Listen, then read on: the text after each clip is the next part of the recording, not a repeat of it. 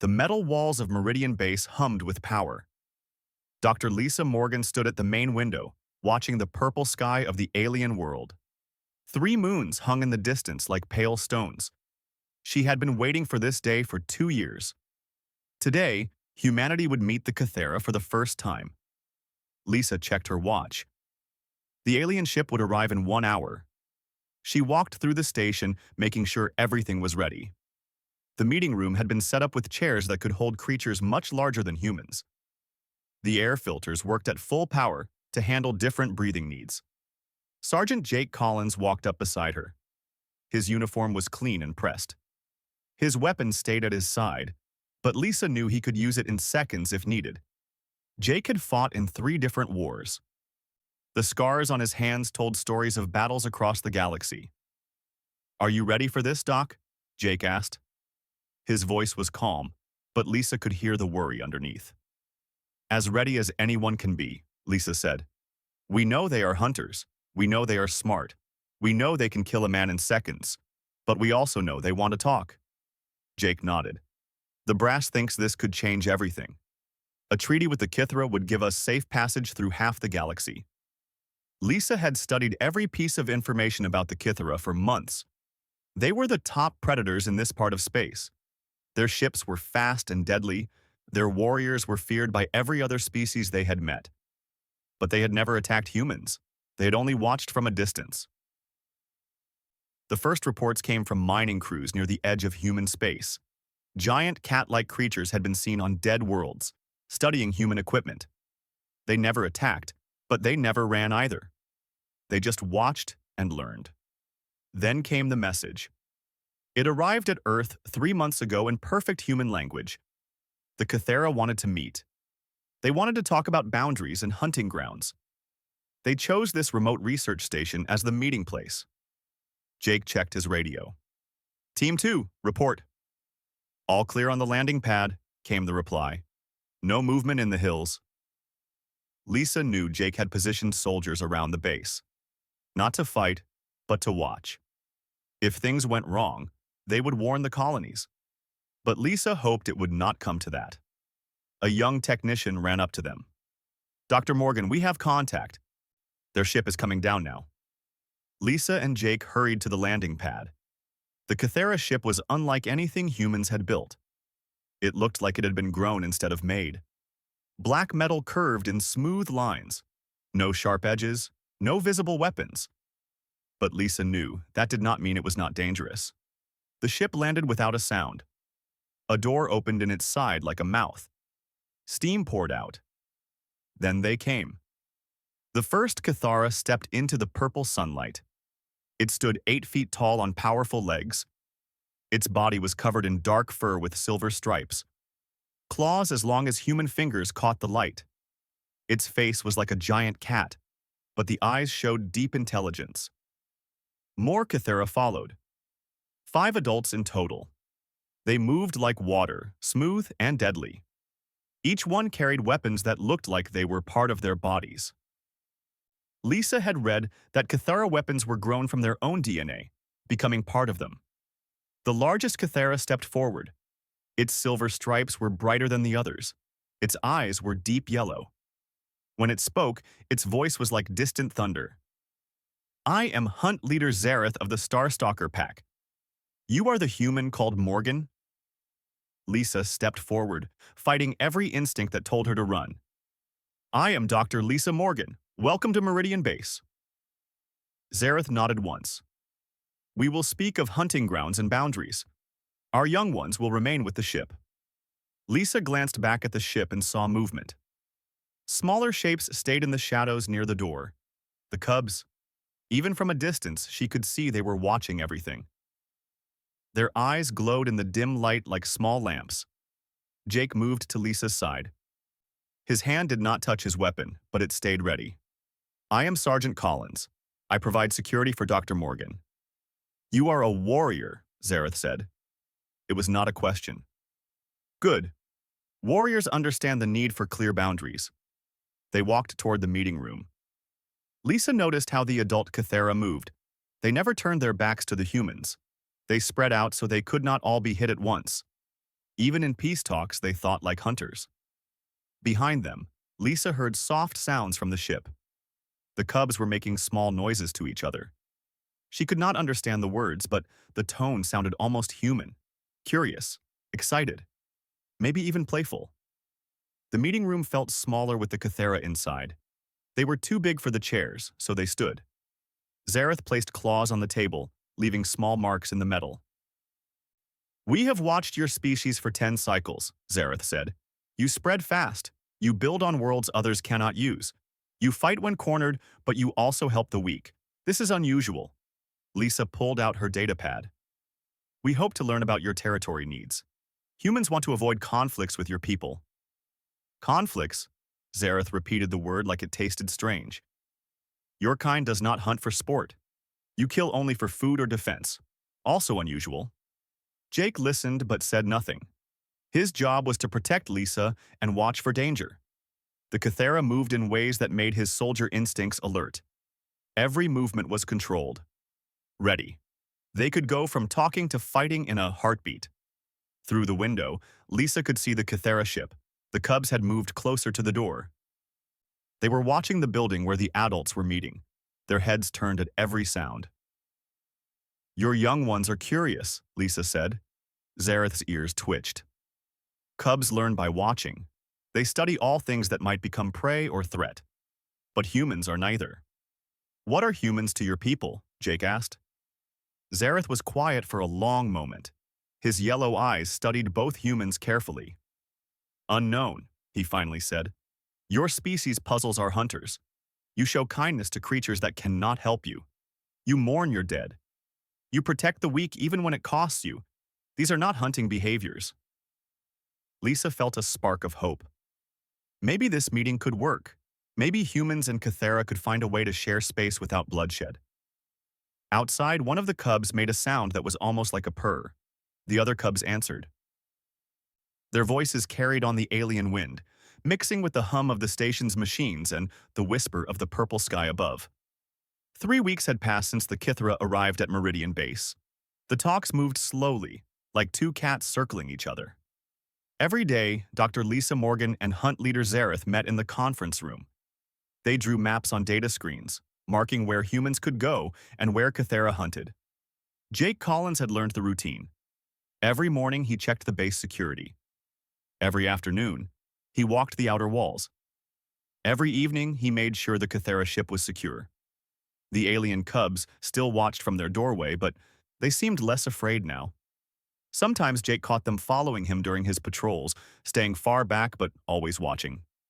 The talks were going well, better than anyone had hoped. The Cathera wanted clear borders, not war. They respected that humans fought when needed but did not hunt for fun. Zareth had even said that humans reminded him of the Star Whale clans, who were peaceful but dangerous when threatened. Jake was checking the communication array when the message came in. His personal comm unit beeped with an emergency signal. The encryption code told him it was from Colonial Command. His hands moved automatically, entering his security clearance. The message was short. Too short for what it had to tell him. "Sergeant Collins, regret to inform you that Private Daniel Collins, your brother, was killed in mining accident on Europa Station. Collapse in Tunnel 7. Body recovered. Funeral held yesterday, per military protocol. Unable to delay for family attendance due to mission-critical status. Personal effects being sent to your designated address. Our condolences." Jake stared at the screen for a long time. The words did not seem real. Danny was only 22. He had joined the Colonial Defense Force to follow Jake's path. He was supposed to be safe on Europa, fixing equipment and keeping the miners protected. Jake's hands shook as he deleted the message. No one could know. The talks with the Cathera were too important. If he broke down now, it could destroy everything. Millions of humans depended on this treaty working. He finished his checks and walked back to the main building. Lisa was coming out of the meeting room. Zareth and 2 other Cathara followed her. They were discussing mineral rights in the Vega sector. "How did it go today?" Jake asked. His voice sounded normal. Soldier training kept him steady. "Good progress," Lisa said. She looked at Jake more closely. "Are you feeling all right? You look tired." Just the long days, Jake lied. This place never really gets dark with 3 moons. Lisa nodded, but her scientist eyes kept studying him. Jake knew she was smart. If he was not careful, she would figure out something was wrong. The Cathera walked past them toward their ship. Zareth stopped and looked at Jake with those yellow eyes. Your scent has changed, human warrior. Jake's heart stopped for a moment. The Cathera could smell emotions. He had forgotten that. Different food today, Jake said. Still getting used to the rations. Zareth tilted his massive head, but said nothing. He followed his packmates to their ship. Jake went to his quarters and sat on his narrow bed.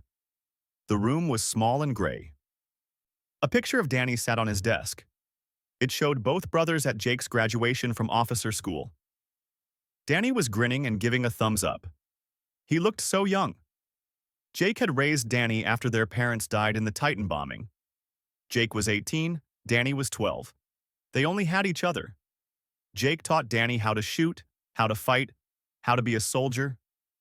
But he also taught him how to cook bad food and how to fix broken things and how to laugh when everything went wrong. Now Danny was gone. Jake could not even go to the funeral. He could not hold his brother's flag or hear the words that soldiers say for their dead. He was stuck on this alien world, pretending everything was fine while his heart broke apart. There was a soft scratching sound outside his window. Jake wiped his eyes and looked out. 3 Cathera cubs sat in the shadows between buildings. They were not looking at his window, but Jake knew they were watching. Their ears turned toward every sound he made. The cubs had been getting braver each day. At first, they only watched from their ship. Then they started exploring the base. Jake had seen them playing in the storage areas, chasing each other like earth cats. But they always ran when humans got too close. These 3 were different. The largest had silver markings like a future hunter. The smallest had dark stripes and bright green eyes. The middle one had white patches on its chest and paws. Jake had started thinking of them as Silver, Stripe, and Patches, though he never said the names out loud. They were watching him now. Jake could feel it.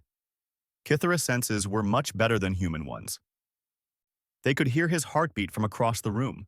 They could smell his tears before they fell. Jake tried to sleep but could not. Every time he closed his eyes, he saw Danny's face. He remembered teaching his little brother how to tie military knots, how to clean a rifle, how to stand at attention without falling over. Danny had wanted to be like Jake so badly, strong and brave and fearless. But Jake did not feel strong now. He felt empty, like someone had cut a hole in his chest. The next morning, Jake did his duties. He checked security. He walked his patrol routes. He stood guard while Lisa and Zareth talked about trade agreements. But everything felt gray and distant, like he was watching someone else's life. Lisa kept glancing at him during the meetings. She asked if he wanted medical leave. Jake said no. The mission was too important. But the cubs watched him too. They followed his patrols from a distance. When he stopped to rest, they stopped too. When he moved, they moved. Like they were guarding him instead of the other way around. On the 5th day after the message, Jake was checking the perimeter fence when Patches appeared on the other side. The young Cathera sat down and stared at him through the metal mesh. Its green eyes were very bright. "What do you want?" Jake asked quietly. Patches tilted its head like a confused cat. Then it made a soft sound, almost like a question. Jake had heard the adult Cathera make similar sounds when they were thinking. But this was different, gentler. "I'm fine," Jake lied. "Just doing my job." Patches made the sound again. This time, Silver and Stripe appeared beside it. All 3 cubs sat in a row, watching Jake with eyes that seemed too old for their young faces. Jake finished his patrol and went inside. But he could feel the cubs watching the building. When he looked out his window that night, they were still there. 3 small shapes in the darkness, keeping watch. Lisa found Jake in the mess hall the next morning. He was staring at his coffee without drinking it. "Jake, I need to ask you something," she said. "Are you sure you're okay? Zareth mentioned that you smell different. Cathera have very good noses." "I'm handling it," Jake said. "Handling what?" Jake looked at her. Lisa had become his friend over the weeks of working together. She was smart and kind and brave, but this was not her burden to carry. Personal stuff, Jake said. Nothing that affects the mission. Lisa sat down across from him. The mission matters, but so do you. If you need to talk to someone. I can't, Jake said. The words came out harder than he meant. Not now, not until this is done. Lisa nodded slowly. Okay, but Jake, whatever it is, you don't have to carry it alone. After she left, Jake sat in the empty mess hall. Through the window, he could see the cubs playing near their ship. They were wrestling like earth kittens, rolling in the purple dirt. But every few minutes, one of them would look toward the main building, toward him. That night, Jake could not sleep at all. He got up and went to the observation deck. It was quiet there. Dark. A good place to think about Danny and remember his laugh and try to figure out how to keep going without him. He sat in a chair facing the alien landscape. 3 moons hung in the sky like distant eyes. Jake finally let himself feel everything he had been pushing down. The pain hit him like a physical blow, and he bent forward, putting his head in his hands. For the first time since reading the message, Sergeant Jake Collins allowed himself to cry. The observation deck was empty at this hour. Jake had chosen it because no one came here after the evening shift. The large windows showed the alien landscape under 3 moons. Purple rocks stretched to the horizon. Strange plants with silver leaves moved in the wind. It was beautiful and terrible and nothing like home. Jake sat in the corner chair as far from the door as possible. His rifle leaned against the wall beside him. Old habit. Even when breaking down, a soldier kept his weapon close. Danny's death felt unreal, like a bad dream he could not wake up from.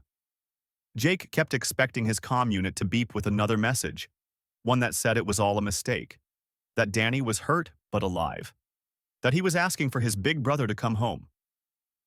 But no message came. Danny was gone, buried in the cold ground of Europa, while Jake sat on an alien world, pretending to be strong. The tears started slowly. Jake had not cried since their parents died 15 years ago. He had been the strong one then, holding Danny while his little brother sobbed. Jake had promised they would be okay, that he would take care of everything. Now there was no one left to take care of. No one left to protect. The mission would end, and Jake would go back to Earth alone. He would live in an empty apartment and eat silent dinners and have no one to call on holidays. The pain hit him like a physical thing. His chest felt tight, like someone was squeezing his ribs.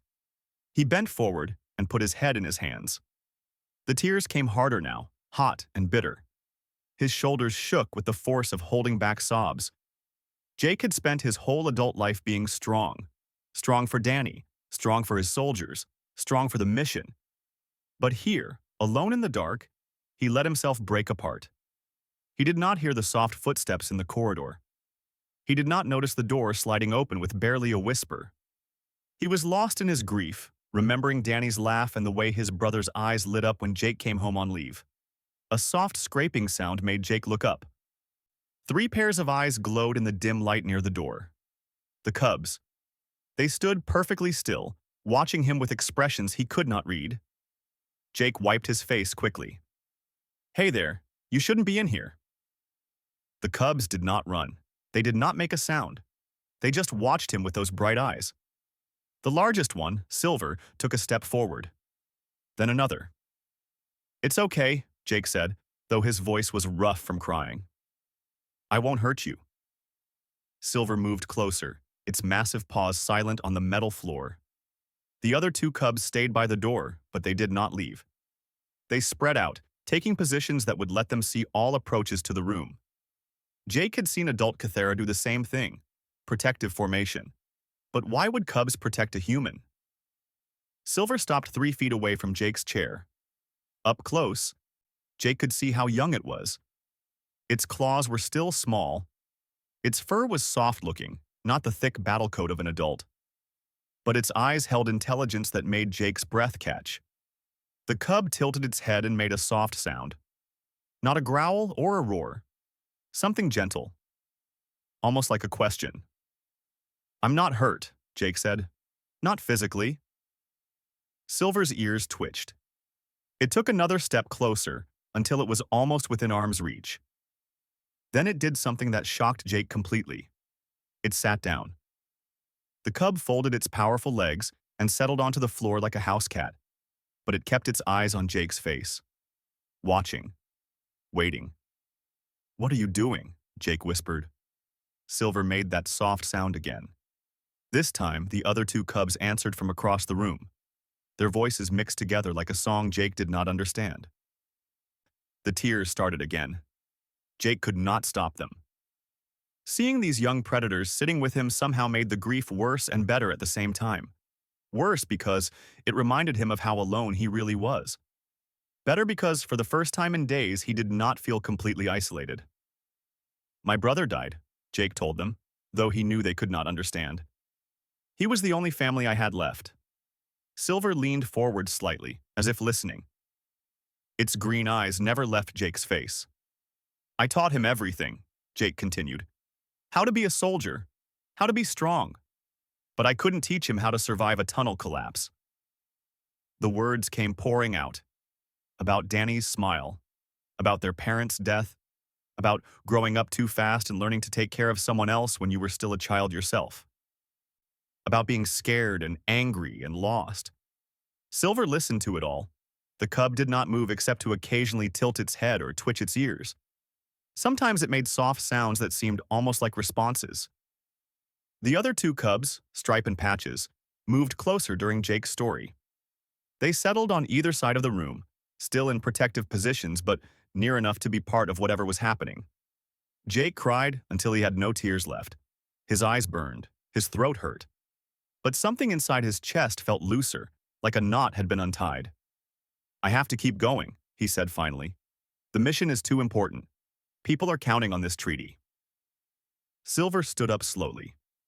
For a moment, Jake thought the cub was going to leave. Instead, it stepped closer and pressed its massive head against Jake's knee. The touch was gentle. Careful. Like the cub understood that humans were fragile compared to Kythera. The fur was softer than Jake had expected, warm and thick. He could feel the cub's breath, slow and steady. Without thinking, Jake reached out and touched Silver's head. The cub did not pull away. Its ears flicked forward, and it made a sound that was almost like a purr. Thank you, Jake whispered. He did not know if the cubs understood his words, but they seemed to understand his meaning. Silver stayed pressed against his knee. The other two cubs settled more comfortably on the floor, clearly planning to stay. Jake looked out the window at the alien landscape. The moons had moved across the sky while he sat here. Dawn was still hours away. But somehow, the darkness did not feel as heavy anymore. The cubs stayed with him through the night. Sometimes they moved around the room, always quiet, always careful. But one of them was always close to Jake. When he started crying again, Silver would press against his leg. When he talked about Danny, Patches would make soft answering sounds. They brought him things. Stripe disappeared for a while and came back with a piece of fabric from their ship. It was soft and warm and smelled like the Kythera den. Silver found a crystal from somewhere, probably the geology lab. It was smooth and blue and caught the moonlight like a tiny star. The cubs placed their gifts near Jake's feet and settled back down to watch him. They did not ask for anything in return. They just gave what they had and stayed close. As the hours passed, Jake began to understand what was happening. The cubs were not just being kind. They were doing something their instincts told them to do. In Kythera society, pack members protected each other. They comforted the hurt and stayed with the grieving. Somehow, these three young aliens had decided that Jake was part of their pack. When the first hints of dawn touched the sky, Jake felt something he had not expected. Peace. Not happiness, not yet. The grief was still there, sharp and real, but the terrible loneliness was gone. I have to go, Jake said softly. Morning shift starts soon. Silver raised its head from where it had been resting near Jake's chair. The cub's eyes were bright and alert, like it had been dozing but ready to wake at any moment. The other two cubs stretched and yawned, showing teeth that could tear a human apart. but they moved carefully around Jake, never threatening, always gentle. Jake stood up and picked up his rifle. His legs were stiff from sitting all night, but his mind felt clearer than it had in days. The cubs watched him prepare to leave.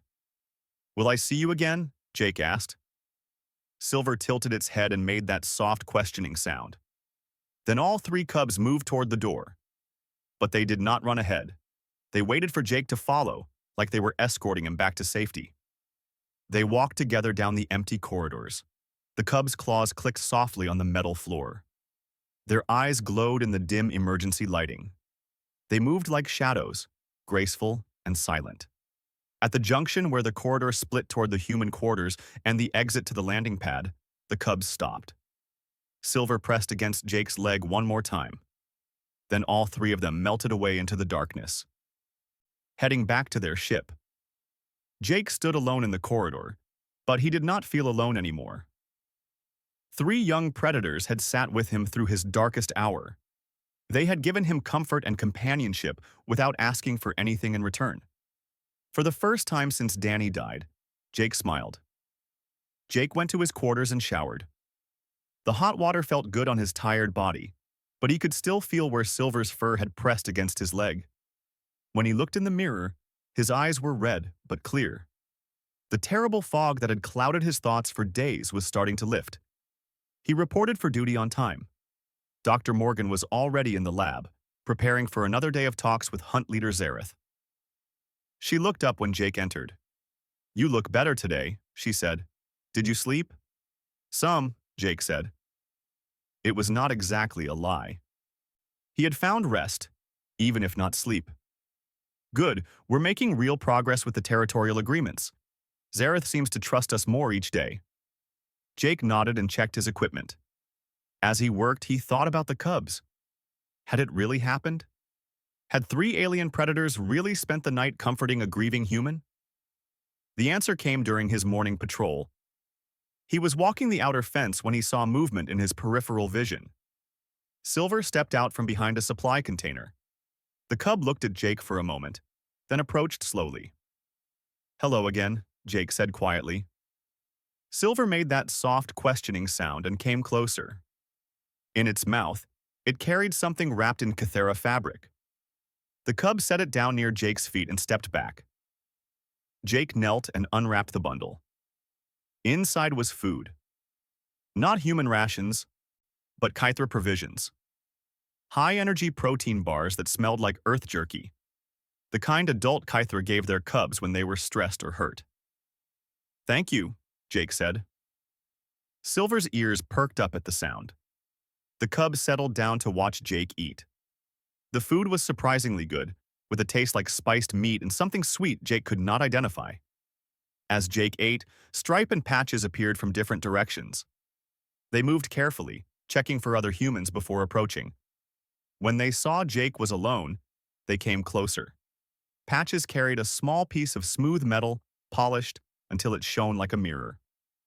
Stripe had found a flowering plant from somewhere, its silver petals bright against the purple soil. The cubs placed their gifts near Jake and settled down in a loose triangle around him. Their positions let them watch all approaches while staying close to Jake. It was a defensive formation, but also something more. It felt like family. Jake finished the protein bar and stood up. "I have to finish my patrol." The cubs rose too. They followed him along the fence line, staying back far enough to avoid alarming any humans who might see them, but close enough to respond if something threatened Jake. When Jake reached the communication array, he stopped. This was where he had received the news about Danny, where his world had fallen apart. Silver sensed the change immediately. The cub moved closer, pressing against Jake's side. Stripe and Patches flanked them, their ears alert for danger. "He would have liked you," Jake told them. "Danny loved cats. We had one when we were kids. A little orange thing named Rusty. Danny used to carry him everywhere." The cubs listened to his words with the same attention they had shown the night before. Jake did not know if they understood the language, but they seemed to understand the emotion behind it. The day continued like this. The cubs shadowed Jake's movements, appearing when he was alone, disappearing when other humans approached. They brought him small gifts throughout the day: a smooth stone, a piece of fruit from their ship's supplies, a feather from some alien bird. Each gift was placed carefully near Jake, and the cubs would wait to see if he accepted it before moving away. They never demanded attention, never got in the way of his duties, but they were always there. Dr. Morgan noticed during the afternoon briefing. "The cubs are acting differently," she said. "Zareth mentioned they've been exploring more of the base." "Are they causing problems?" Jake asked. "No, nothing like that. But their behavior is unusual for Cathera young. Normally, they stay very close to their pack. These three are ranging much further than expected." Jake said nothing, but he felt a warmth in his chest. The cubs were taking risks to stay near him. They were breaking their own social rules to offer comfort to a grieving human. That evening, Jake returned to the observation deck. He had duties to finish, reports to file. But part of him hoped the cubs would come again. They did. Silver appeared first, carrying something larger than usual. It was a section of Cathera sleeping fabric, soft and warm and smelling like home. The cubs spread it on the floor near Jake's chair and settled down on it. Stripe and Patches followed, each bringing their own pieces of fabric. Soon the cubs had created a small nest near Jake's feet. They arranged themselves in their protective triangle and watched him with bright eyes. "You know," Jake said, settling back in his chair, "I think you understand more than you let on." Silver tilted its head and made a soft chirping sound that was almost like agreement. Jake pulled out his datapad and showed the cubs a picture of Danny. It was his favorite shot, taken during his last leave.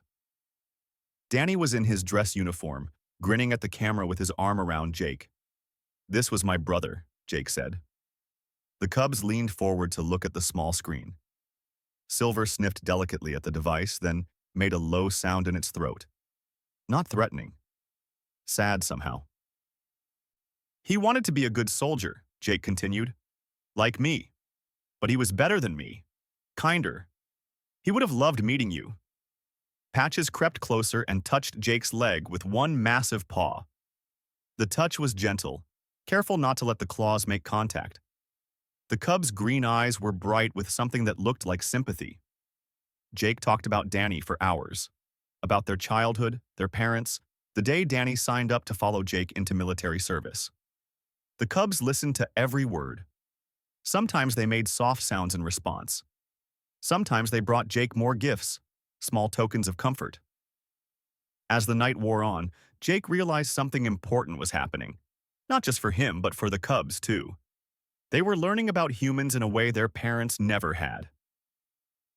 They were discovering that humans felt deep love for their families, that they grieved when loved ones died, that they needed comfort and companionship in their darkest hours. And somehow, the cubs were giving Jake exactly what he needed. Not advice or solutions or false comfort, just presence. Just the knowledge that he was not alone. In human culture, Jake told them, friends sit with each other when things are bad. They don't try to fix everything. They just stay close. Silver's ears pricked up at the word, friends. The cub made that questioning sound again. Yes, Jake said. Friends. That's what you are, isn't it? The cubs exchanged glances. Some kind of communication passed between them, too quick for Jake to follow. Then Silver stood up and padded over to Jake's chair. The cub placed one massive paw on Jake's arm. Not restraining, just touching, making contact. The other two cubs moved closer too, pressing against the sides of Jake's chair until he was surrounded by warm fur and gentle purring sounds. Jake reached out and touched each cub in turn. Silver's head, Stripe's shoulder, Patches' neck. They leaned into his touch, accepting the contact like they would from their own family. Thank you, Jake whispered, for everything. The cubs settled down for another long night of companionship. But this time felt different. Not just comfort, but friendship. Not just humans and aliens, but individuals who had chosen to care for each other across the vast gulf between species. Jake dozed fitfully in his chair, waking occasionally to find one of the cubs watching over him. They took turns being alert, making sure Jake stayed safe while he rested. When dawn came, Jake felt stronger than he had since Danny's death. The grief was still there, but it no longer threatened to destroy him. He had found something he had not expected on this alien world. He had found family. The cubs escorted him back to his quarters like they had the night before. But this time, Silver did something new. The cub touched its forehead to Jake's hand, holding the contact for a long moment before pulling away. Jake had seen adult Cathera do this with their packmates, a gesture of bonding, of acceptance, of family. "See you tonight?" Jake asked. Silver's ears flicked forward.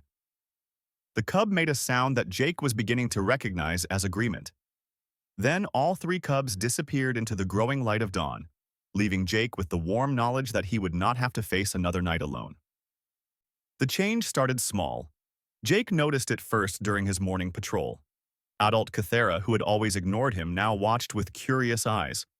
They did not approach, but they no longer looked away when he passed. Dr. Morgan mentioned it during their afternoon meeting. "Zareth asked me about you today," she said. "He wanted to know if humans often form bonds with young of other species." "What did you tell him?" "The truth. That humans have been adopting and caring for alien creatures since we first reached the stars. But I think he was asking about something more specific." Jake kept his face neutral. "Such as?" "He said his cubs have been behaving unusually, acting protective toward a human pack member." Lisa studied Jake's face. "You wouldn't know anything about that, would you?" Before Jake could answer, his comm unit beeped. Emergency signal from the landing pad. Both of them hurried outside to find Hunt Leader Zareth standing near the base entrance. Two other adult Kithra flanked him, but their posture was relaxed, not threatening. "Dr. Morgan," Zareth said in his rumbling voice, "I wish to speak with the warrior Collins." Jake stepped forward. "I'm here." Zareth's yellow eyes fixed on Jake's face. "My cubs tell me you are pack-bonded."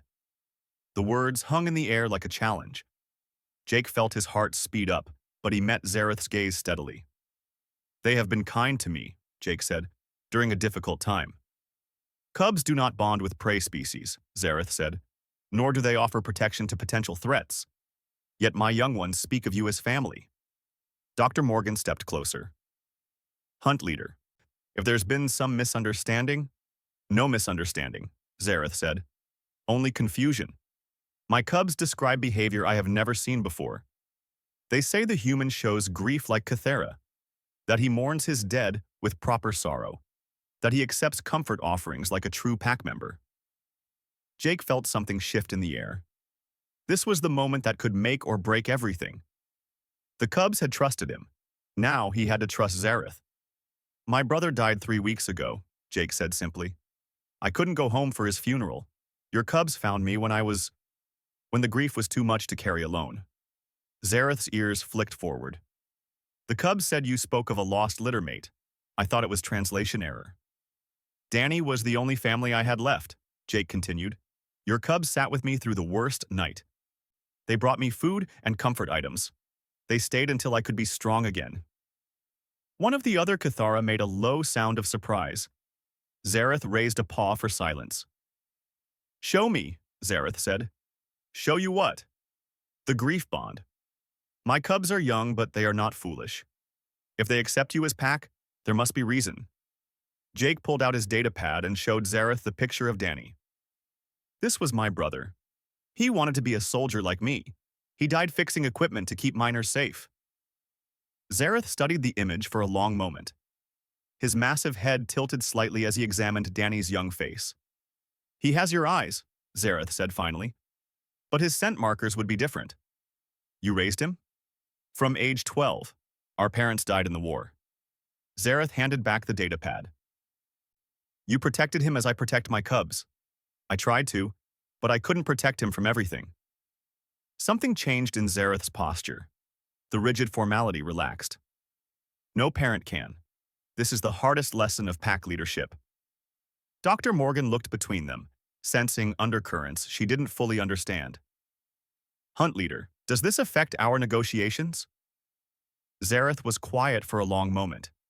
"Dr. Morgan, in 3 weeks of talks I have learned that humans are clever, that they are careful with territories, that they fight when necessary but prefer peace." He looked at Jake. "But today, I learned that humans grieve like Cathera, that they form deep bonds with their young, that they understand the pain of loss. And what does that mean for our treaty? Dr. Morgan asked. It means, Zareth said slowly, that humans are not what we thought. You are not just another species seeking territory. You are people who love and grieve and protect their families. People who can be trusted with pack bonds. That evening, everything changed. Instead of the formal meeting room, Zareth invited the humans to join the Cathera near their ship. The cubs were there, along with several adult pack members Jake had not seen before. Silver, Stripe, and Patches ran to Jake as soon as they saw him. They pressed against his legs, purring loudly enough for everyone to hear. The adult Cathera watched this display with obvious interest. My cubs have chosen their human pack member, Zareth announced. This is their right by law and custom. Dr. Morgan stared. Pack member? The warrior Collins has been accepted into our family structure, Zareth explained. His grief bond with my cubs created ties that cannot be broken. He is now part of the Starstalker pack. Jake felt overwhelmed. I don't understand. An older female Cathera stepped forward.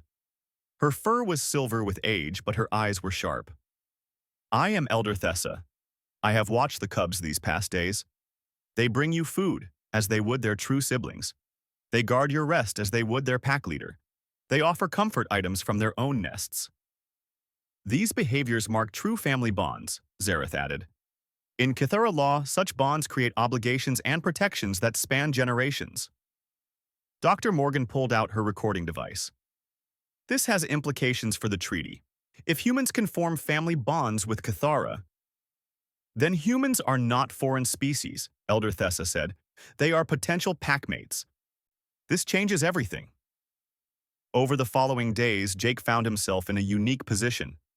He was still a human soldier, but he was also something new, a bridge between species. The cubs introduced him to other young Kithra, who gradually lost their fear of humans. Adult pack members began asking Jake about human customs, human emotions, human ways of showing grief and joy.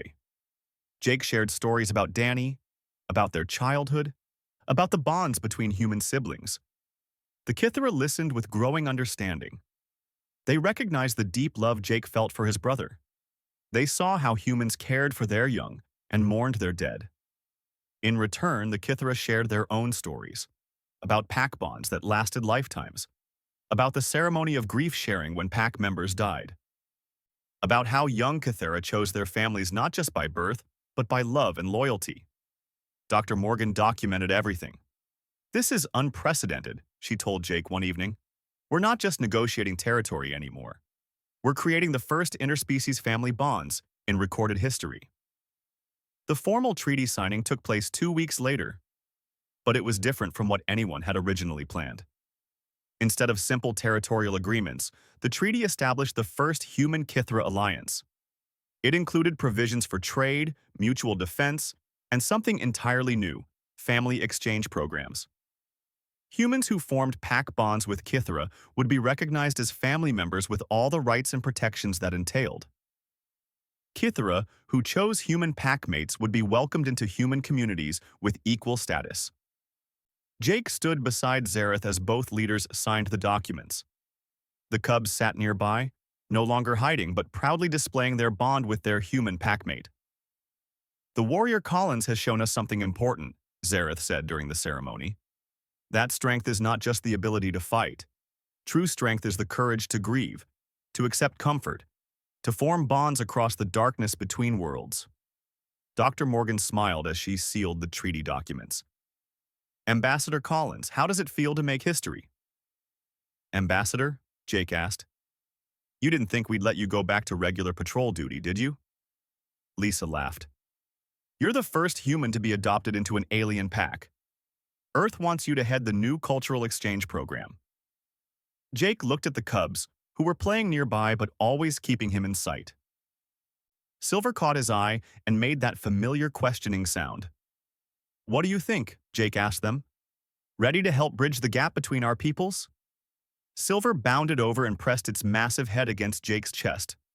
Stripe and Patches followed, surrounding Jake in warm fur and rumbling purrs. I think that's a yes, Dr. Morgan said. Zareth placed a heavy paw on Jake's shoulder. Welcome to the pack, brother. Jake smiled, feeling Danny's presence like a warm memory. His little brother would have loved this. Would have been proud to see Jake not just as a soldier, but as a bridge between worlds. As someone who found family in the most unexpected places. The Cubs had taught Jake something important during those dark nights on the observation deck. That grief shared was grief lessened. That love could cross any divide, even the vast gulf between species. That sometimes the greatest strength was simply the willingness to let others care for you. As the 3 moons rose over Meridian Base, Jake walked toward the research station with his new pack surrounding him. Behind them, humans and Cathera worked together to prepare for a future none of them had imagined. A future built not on fear or dominance, but on the simple recognition that all thinking beings needed love, comfort, and family. A future that began when 3 young predators saw an alien soldier cry and decided to bring him snacks and keep watch until he stopped. In the end, it was not humanity's weapons or technology that impressed the galaxy's greatest hunters. It was humanity's capacity for love and the courage to show vulnerability that opened the door to the stars.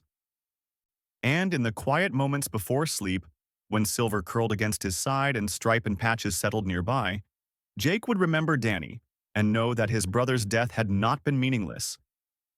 It had led to something beautiful, something that would last long after the grief faded.